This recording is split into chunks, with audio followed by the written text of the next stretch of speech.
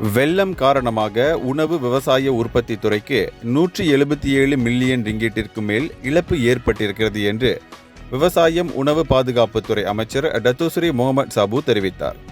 கடந்த நவம்பர் 27 தொடங்கி டிசம்பர் 12ஆம் தேதி வரை கிடைத்த அறிக்கை மூலம் இந்த மதிப்பீடு பெறப்பட்டுள்ளது. வெள்ளம் காரணமாக 28,265.49 ஹெக்டேர் நிலப்பரப்பு பாதிக்கப்பட்டிருக்கிறது என்றும் அவர் சுட்டிக்காட்டினார். மொத்தம் 10,456 பேர் பாதிக்கப்பட்டிருக்கின்றனர்.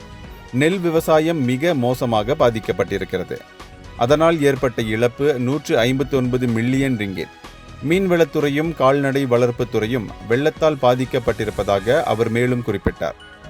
ஆகவே அமைச்சின் கீழ் உள்ள திட்டங்களுக்கேற்ப பாதிக்கப்பட்டவர்களுக்கு உதவ நடவடிக்கை எடுத்து வருகிறோம் என்றும் அவர் தெரிவித்தார். இந்தியர்களின் இதய குரல் மக்களோசை.